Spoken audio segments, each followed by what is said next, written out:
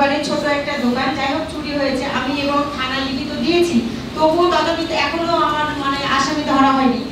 Pure office notice করার পরও, papers থাকার পরও রেকর্ডটা তুলছে না, এবং যখনই নোটিশ করা হচ্ছে তখন অনফোর্টি ভোট করে দিচ্ছে। এটা বারবার 3বার হয়ে গেছে স্যার এই কেসটা। আমার স্বামী দিনের পর দিন অত্যাচার করে যায় এবং আমার স্বামী আমাদেরকে মারধর করে শুধু টাকার জন্য। আমার স্বামী আইপিএল খেলায় টাকা ফেলে দেয় এবং জুয়া খেলে নেশা করে। ছেলে মেয়ে আছে। কেস হয়েছে তো আমি অলরেডি যে বাঁকুড় মফস্বল আছে ও আইসির কেস হয়ে কথা বলেছে এবং নোটিশও পাঠিয়েছে, 35+3 নোটিশও পাঠানো হয়েছে। উনি নোটিশ সার্ভ করে আমাকে ফিডব্যাক দিয়েছেন। তো যেহেতু স্যার একটা নতুন ফোরলাইটেড কেসের আছে স্যার, 2 মাসে অ্যারেস্ট করা যাবে না বলে আইসিআই বলে ক্লিয়ারিফাই করে নিয়ে একবার, তারপরে তখন ই করে দেওয়া হবে।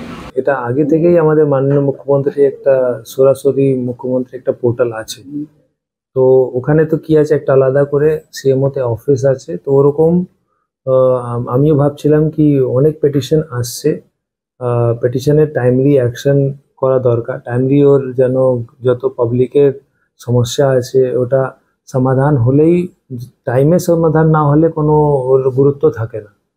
তো আমি এরকম ভাবলাম কি না আমরা থানা ওয়াইজ কি আমরা আমাদের একটু আরও এক স্টেপ বেশি ভেবেছিলাম কি আমরা জিপি ওয়াইজ গ্রাম পঞ্চায়েত ওয়াইজ গিয়ে যখন পাবলিকের কথা নিজে সরাসরি ওদের মুখ থেকে আমি নিজেই সরাসরি শুনবো, আমাদের এডিশনাল এসপি সাহেব আছেন, আমাদের এসডিপিও সাহেব আছেন, সবাই যখন শুনবে তখন পাবলিকের একটা কনফিডেন্সও বাড়বে আর ওই সমস্যাটা টাইমলি সমাধানও হবে। তো এইরকম এই ভাবনা চিন্তা করে আমি মানে আজকে এখন 5টাই থানাতে আমাদের এই প্রোগ্রামটা হয়েছে, ভালো একটা আউটপুট হয়েছে, রেজাল্ট বেরিয়েছে। হোপফুলি আমরা এরপরে এটা কিন্তু শুধু আজকের এটা শেষ হচ্ছে না, এই প্রোগ্রামটা এখন চালু হলো।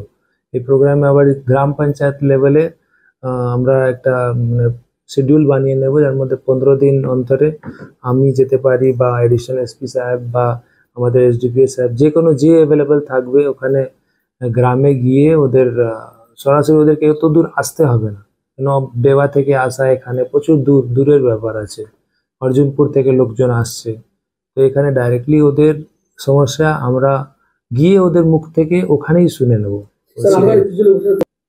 না কি বাধা দেওয়ার তো কিছু কেউ নেই, যখন কেউ পেটিশন করছে বা কেউ নিজের কথা বলবে, কেউ তো সবার একটা রাইট আছে, কেউ কিছু বাধা দিতে পারে না, কারো কিছু মানে বলার তো সবারই অধিকার আছে, ফ্রিডম অফ স্পিচ তো সবারই আছে। এরকম কেউ বাধা দিচ্ছে তো আমাদের সংজ্ঞানে আসুক, আইসি সাহেব যেন জানুক কি হ্যাঁ এরকম কেউ করছে, তো আমরা নেসেসারি অ্যাকশন নেব। এরকম তো সবাই everyone is free to come. ক্রাইমের অ্যাসপেক্ট একটা আছে, যেভাবে খুব ছোট ছোট